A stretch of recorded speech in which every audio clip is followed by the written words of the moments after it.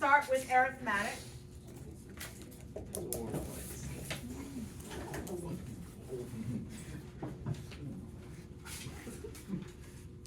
We're going to start with arithmetic series. Back in the day, I used to call it arithmetic progression. Still call it that. So I'll kind of jump back and forth between the two. The two formulas that are on your bright colored sheet of paper, not ones that you have to memorize, are UN is equal to A plus N minus 1 times D.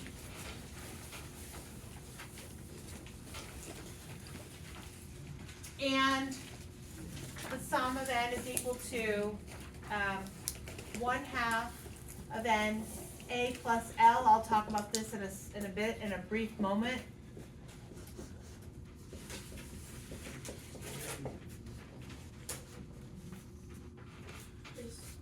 This the entirety of the arithmetic series? Those are the only two formulas that you're going to use, yes.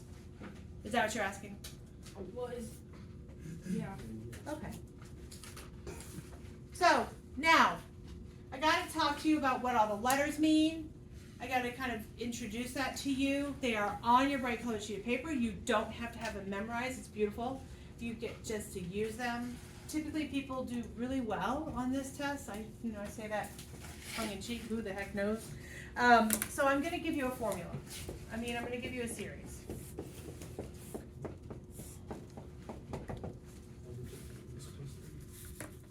This is really good, by the way, for SAT, SA, and ACT types questions. Because typically it's on there. Alrighty, so this is what I refer to as an arithmetic progression.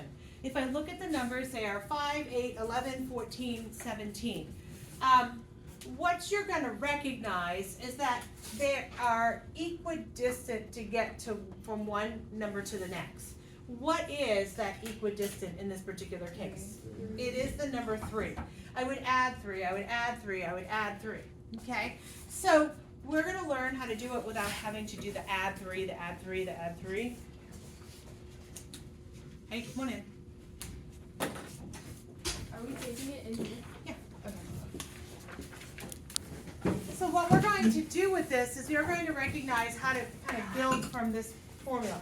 So before I do that, I'm going to tell you what each of these letters stand for. Okay?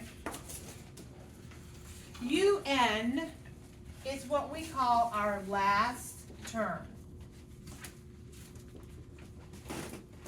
If there are 20 terms in my progression, UN is the 20th term. If there are 8 terms in my progression, UN is the 8th term. So depending on how many terms total you have in there, depends on what your last term is, okay? A is your first term. It really is A with a little 1 underneath, but they never put the little 1 because the second term would be A with a little 2. The third term would be A with a little 3. Does that make sense? So, but they don't, it's kind of like the common, you don't see the 1 there. So A is what we're going to call our first term. N is the number of terms. So if I said I had 8 terms, the 8th term would have a value, that would be UN, but 8 would be the number of terms I have in there. So that's what N is referring to. How many terms total do I have in my progression? And then D is the only thing that might be a little different. It's called the common difference. And your common difference is going to be what you guys naturally did just a second ago. You told me to get from here to here, there to there. It was 3, right? The way you actually do it is you take 2 consecutive numbers. So the second term minus the first term. Or the third term minus the second term. Or et cetera, et cetera. As long as they are 2 consecutive, you are able to find your common difference. So common difference is going to equal any 2 consecutive terms subtracted from each other. So if I look at this, 8 minus 5 is 3, but so is 14 minus 11. And so is 17 minus 14. Okay? So in this series that I put up, we know A, it's very obvious, it's 5. We can find our common difference. We just subtract our numbers, we get the number 3. How many terms do I have in this particular one? Yeah? I have 5, however, what does the dot dot dot mean? This thing could go on forever. It's like that bad infomercial, right? And then there's more. So the dot dot dot means it could go on forever. However, physically in front of me, I've got 5. Okay? So the 5th term is 17. The 4th term is 14. Are we feeling good so far about this? All this? Yes? Okay. So, here we are. I'm going to give us a series.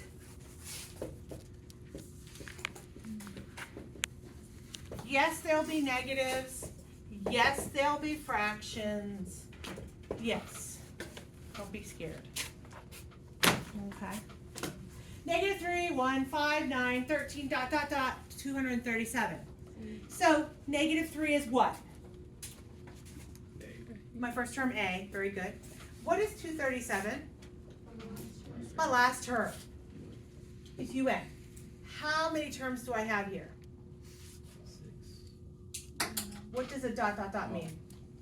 There's a bunch in between, right? So our goal here is to find how many terms?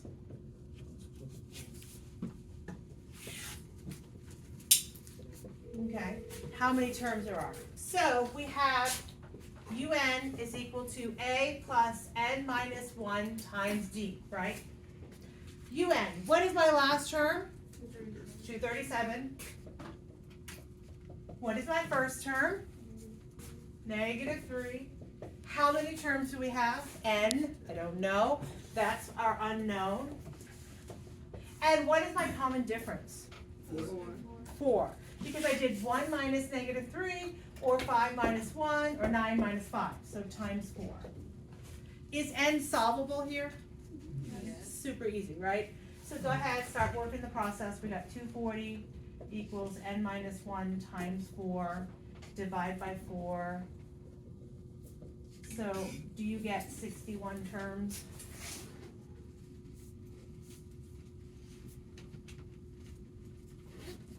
Now, I am going to teach you an old lady trick. Sometimes it's nice to have a teacher that's old. In this case, it's nice to have a teacher that's old. I'm going to teach you an old lady trick. Because what did I tell you about the common difference? How do you typically find the common difference? You do what? Subtract consecutive terms, right? 2 minus first, the second minus first, the third minus the second, etc. So what happens, because in the real world, are you always going to be given 2 consecutive terms? Most likely not. Okay, so what if I said the 4th term is the number 7, and I said that the 10th term is 16? Okay, so if I was to write this out, I would have 1, 2, 3, 4th term, 5, 6, 7, 8, 9, and the 10th term. I do not see these two guys at all touching each other. Okay? So I'm going to show you an old lady trick. And it makes logical sense how this works, okay? Do you agree, for me to get from this term to this term, each step is equidistant? Did that make sense? So from here to here, here to here, here to here, it's equidistant. So it logically makes sense that if I figure out what is the spread between the largest number they give me and the smallest number they give me, I don't care how many there are. What's my largest? What's my smallest? What's the spread? And comparison to what exact point they're located. So this was the 4th term, that was the 10th term. So 10 minus 4. The number of steps it takes to get from 16 to 7 in this particular case. So you go ahead and do it as a subtraction problem. And what do you get? 9 over 6 divided by 3, you get 3 halves. So what this just found is your common difference without even kind of thinking about it. Other people would actually have you find 2 equations with 2 unknowns and solve simultaneously. But this works, it's foolproof. It works every single time. Okay? So with a common difference, you are able to figure it out given two terms, even if they're not touching each other. You subtract the actual term themselves, divide it by their position subtracted, and it's gonna give you that common difference every time. Cool? It's good to have an old lady. All right, so what we now have is my common difference. I would like us to find the first term, okay? So there are multiple ways for me to accomplish finding the first term here. I could take the number 7 and subtract 3 halves from it, and subtract 3 halves from it, and subtract 3 halves from it. However, although it sounds like a blast, there's other ways to accomplish this task. We don't know A1, we don't know the first term. However, do we know a last term? Well, sure. I actually know 2. I can call 2 of them a last term. I could say if I'm looking at 4 terms, I've got 7 as my last term. Or if I'm looking at all 10 terms, 16 would be my last term. What is going to differ when I'm talking, like let's say I choose 7 to be my last term. What is n going to be? The 4, right? If I decided 16 was my last term, what would my n be? 10. It's the 10th term, right? So I'm going to plug in what I know. I'm going to do the smallest number possible. 7 is equal to A1, which is what I'm trying to find. And then the term that 7 happens to be is 4. My common difference, we just found it. Is it possible to now find that first term? Pretty darn easy, okay? You would get the same answer if you use 16 and n is 10. It would give you the same answer. Okay, so let's go ahead and kind of see what's happening.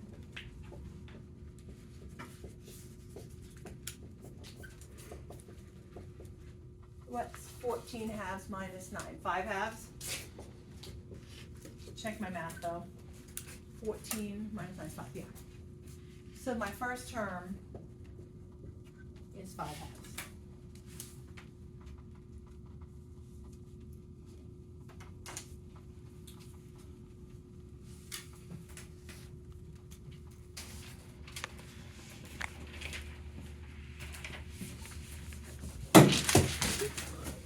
Okay. Yeah, I'm good. Oh, trust me, I That was get it. embarrassing. Not at all. You could be on a scooter and have to do an 18-point turn to get anywhere you needed to get. Last year, that was me. 18-point turn. There was no getting around. You did fine.